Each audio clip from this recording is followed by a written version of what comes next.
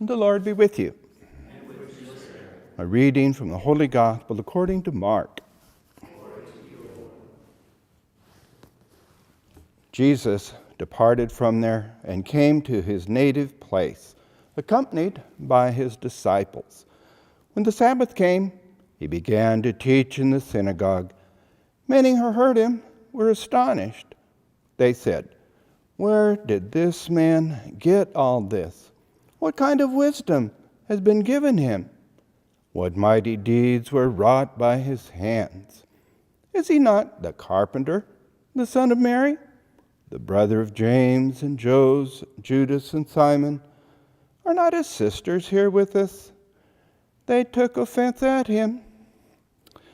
Jesus said to them, "A prophet is not without honor except in his native place, among his own kin, in his own house."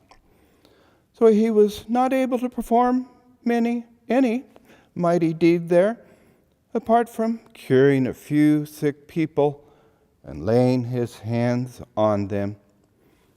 He was amazed at their lack of faith. The Gospel of the Lord.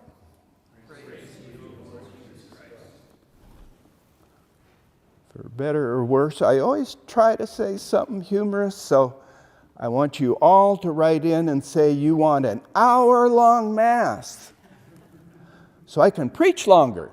Oh, well, that'll take care of that. Anyway, glad to have a half hour. So every morning I get up and turn on the computer. I have to connect it to the Wi-Fi. Doesn't do it automatically. This is a way for you to connect to your spiritual Wi-Fi. I'm in a weekly Catholic book club and we're reading. It's a 30-day Eucharistic revival from Father Calloway, Divine Mercy, a retreat by St. Peter Eymard, E-Y-M-A-R-D, St. Peter Eymard.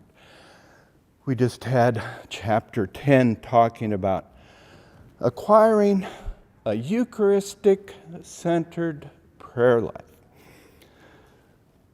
You know exactly what direction the nearest hospital is located from your home. We have an interior compass for the most important things and places in our life. What about the real presence of Jesus in the Blessed Sacrament? Our Lord is the most important person in our life. We should know, where is the nearest tabernacle to your home? The saints have an interior Eucharistic compass. They know, where's the nearest church, the closest tabernacle? Eucharistic-centered life can change your way of living. The sun, the center of our solar system, the Eucharist becomes the center of our day. Everything revolves around it.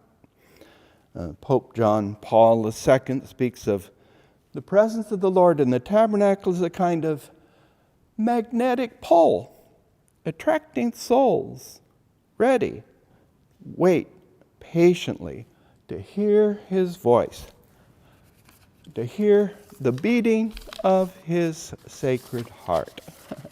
I like that.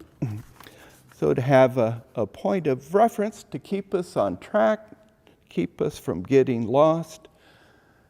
I'd never thought of this before, but they mentioned we can you go into church, we genuflect to the Lord in the tabernacle.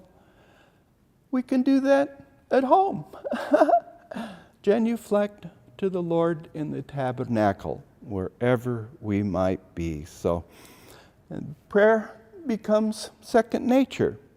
Our heart and mind united, directed toward the real presence of the Lord. To pray no matter where we are, no matter what we are doing, placing ourselves in the Lord's presence and thanking Him for His presence, the gift of His presence with us.